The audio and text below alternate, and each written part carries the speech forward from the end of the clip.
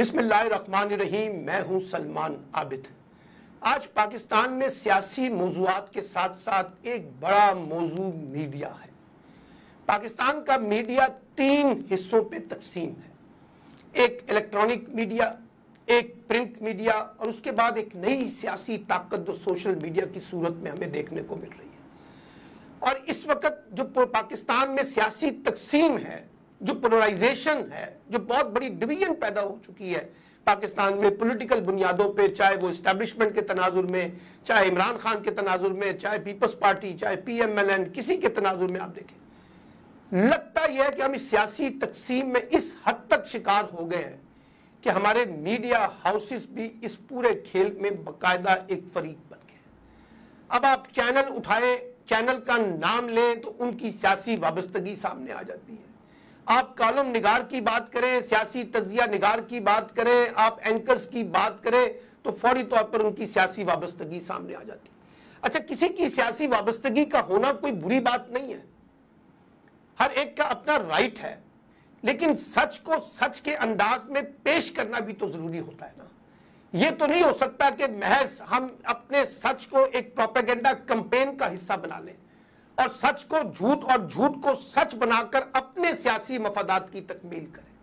اور پاکستان میں یہ اس وقت اتنی شدت کے ساتھ ہو رہا ہے کہ کانوں کو ہاتھ لگانے کو دل کرتا ہے کہ بھئی یہ کس قسم کا میڈیا ہے۔ ابھی آپ دیکھیے جو حکمران اتحاد ہے اس کو بھی بڑا گلہ ہے پاکستانی میڈیا سے اور ان تمام جرنلسٹوں سے، ان اینکروں سے جو اس وقت حکومت کو لتاڑ رہے ہیں۔ اور اے آر وائی کا جس انداز سے این او سی منسوخ کیا گیا ہے، اس کی تاریخ میں مثال نہیں ملتی۔ آپ کو اے آر وائی سے اختلاف ہو سکتا ہے، آپ کو ان کے طریقہ کار سے اختلاف ہو سکتا ہے، آپ کو اس کے کانٹینٹ پہ اختلاف ہو سکتا ہے، لیکن یہ کیا ہوا کہ ایک ہی اس میں آپ نے فوری طور پہ اس کو بین کر دیا، این او سی کینسل کر دیا۔ آپ معاشی بےروزگاری پیدا کرنا چاہتے ہیں میڈیا کے اندر، آپ ڈائیلاگ کا راستہ کیوں نہیں اختیار کرتے؟ آپ طاقت کا انداز کیوں اختیار کرتے ہیں؟ جبر کا راستہ کیوں اختیار کرتے ہیں؟ اور جو گلہ آپ کو اے آر وائی سے ہے، اسی طرح کا گلہ تو جیو کے ساتھ بھی کیا جا سکتا ہے۔ اور جس قسم کی سپر لیڈیں لگائی جاتی ہیں اخبارات کے اندر، جو سچ سے زیادہ جھوٹ اور پروپیگنڈا کے کھیل کا حصہ ہوتا ہے۔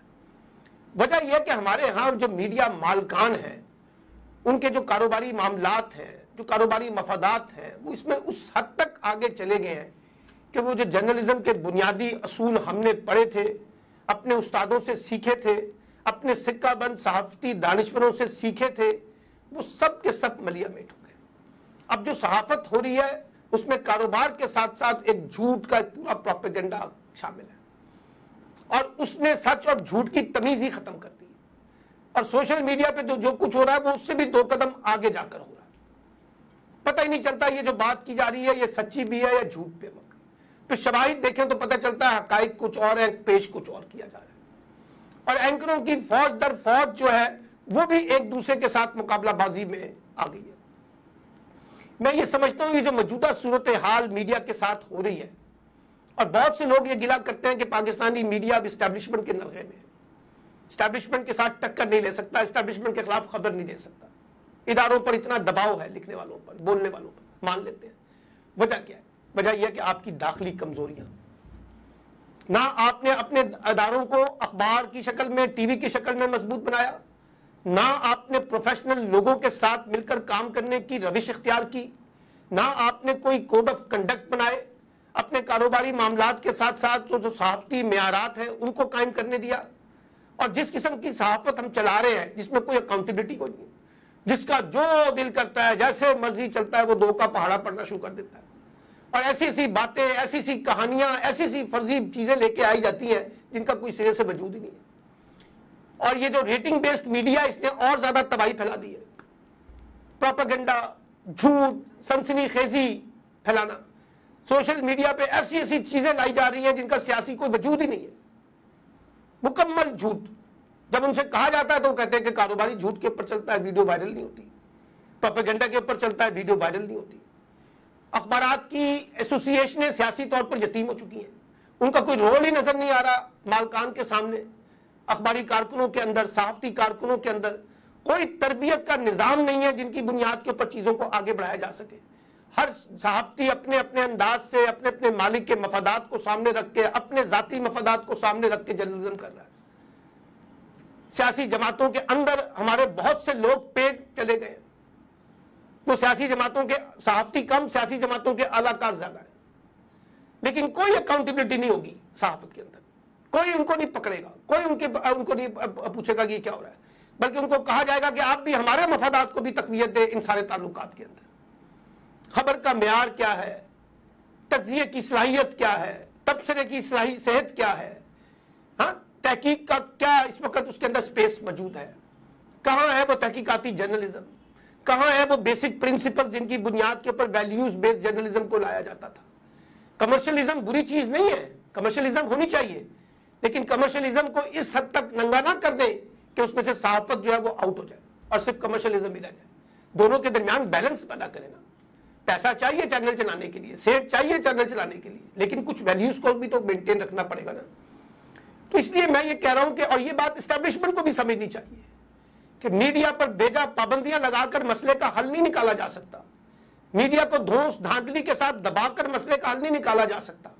اگر حکومت سمجھتی ہے کہ اے آر وائی کی بندش سے مسئلہ حل ہو سکتا ہے تو کل وہ جیو پہ بھی پابندی لگائے گی، پرسوں دنیا پہ بھی لگائے گی، اس کے بعد ایکسپریس پہ بھی جائے گی اور باقی چینلوں پہ بھی جائے گی، سما پہ جائے گی. مسئلہ نہیں حل ہونے والا. آپ بیٹھیں، کوئی کوڈ آف کنڈکٹ بنائیں، کوئی اصول طے کریں، ایک دائرہ کار طے کر لیں، کوئی کوڈ آف کنڈکٹ لے کے آ جائیں، کوئی بیٹھ کے طے کریں کہ جی ہم نے کس طریقے سے جرنلزم کو لیڈ کرنا ہے، کون اس کو مانیٹر کرے گا، کون اس کو اکاؤنٹیبل کرے گا، ایڈیٹرز کا کیا رول ہوگا. ایڈیٹر انسٹیٹیوشن تو آپ نے خاک میں ملا دیا، تباہ کر دیا ایڈیٹر انسٹیٹیوشن سارا کا سارا. اور آپ کہتے ہیں کہ جی چیزیں جو ہے پروفیشنل نہیں ہو پا رہی. کیسے ہوں گی؟ غیر ذمہ داری کا مظاہرہ کیوں نہیں ہوگا جب ایڈیٹر کی اکاؤنٹیبلٹی کو نہیں؟ لوگ ایڈیٹر سے زیادہ مالکوں کو جواب دیں، براہ راست ایڈیٹر کو نظر انداز کر کے مالک سے رابطے جوڑے جاتے ہیں. تو میں یہ سمجھتا ہوں یہ سارے مسائل. پھر سوشل میڈیا میں کوئی کوڈ آف کنڈکٹ نہیں ہے، کوئی ان کو ایجوکیشن نہیں دی جا رہی ہے. ہمارے نوجوانوں کو سوشل میڈیا استعمال کرنے کے طریقے نہیں بتائے جا رہے. سب کو ایک دور میں لگا دیا ہے، rating rating rating, video viral کرو، پیسے کماؤ پیسے کماؤ پیسے کماؤ، ڈالر ڈالر ڈالر ڈالر، بس ایک ہی کام ہے. کوئی ان کو پوچھنے والا نہیں ہے، کوئی ان کو ایجوکیٹ کرنے والا نہیں ہے، کوئی ان کی تربیت کرنے والا نہیں ہے، کوئی چیک اینڈ بیلنسز کے نظام آپ نے مینٹین نہیں کیے ہوئے. تو کیسے چیزوں کو لے کے چلیں؟ ہیٹڈ مٹیریل اس میں بہت چل رہا ہے، نفرت انگیز اشتعال انگیزی، پرسنل کردار کشی، عورتوں کے اوپر کی کریکٹر اسینیشن، یہ سب کیا ہے؟ تو میں یہ سمجھتا ہوں فائنلی کہ ہمارے میڈیا کو خود بھی اپنی انٹرنل اکاؤنٹیبلٹی کرنی ہوگی. محض ایکسٹرنل اکاؤنٹیبلٹی پر یا ایکسٹرنل قوتوں پر الزامات لگانا درست بات ہے، ان سے بھی مسائل ہیں، لیکن پہلے اپنے اندر کی تو جو خامیاں ان کو تو دور کرنے کے لیے ایک ہو جائیں. ایسوسیشنیں تو بیٹھے، ایڈیٹر تو بیٹھے، صحافی تو بیٹھے، بیٹھ کے طے تو کریں ہمارا یہ کوڈ آف کنڈکٹ ہوگا. ایک دوسرے سے مقابلہ بازی بھی شروع ہو گئی ہے، ایک چینل دوسرے کو لتاڑ رہا ہے، دوسرا چینل دوسرے کو لتاڑ رہا ہے. یہ کس قسم کی لڑائی ہے؟ صحافیوں کو آپس میں لڑایا جا رہا ہے، نئی نئی گروپ بندیاں پیدا کی جا رہی ہیں. تو میں سمجھتا ہوں اس سے نہ تو پاکستان کی سیاست کی کوئی خدمت ہونے والی ہے، نہ پاکستان کی کوئی صحافت کی خدمت ہونے والی ہے، نہ پاکستان کی کوئی جمہوریت کی خدمت ہونے والی ہے، اور نہ صحافیوں کی اپنی پروٹیکشن کے کوئی مسئلے اس سے حل ہوگی. بلکہ ایک انسرٹنٹی پیدا ہوگی، ملک میں سنسنی خیزی پیدا ہوگی، بحران پیدا ہوں گے، کرائسس پیدا ہوں گے، اور اس کرائسس کا نتیجہ پاکستان کی ریاستی کمزوری کی صورت میں سامنے آئے گا. تو اس لیے میڈیا کے دوستوں سے گزارش ہے کہ کچھ اپنی ہی اداؤں پر غور کرنے کی بھی ضرورت ہے، اور جو خامیاں ہمارے اپنے اندر ہیں ان کو قبول کر کے آگے بڑھنے کا راستہ تلاش کرنا بھی خود میڈیا کی بھی ایک بڑی ذمہ داری کے زمرے میں آتا ہے.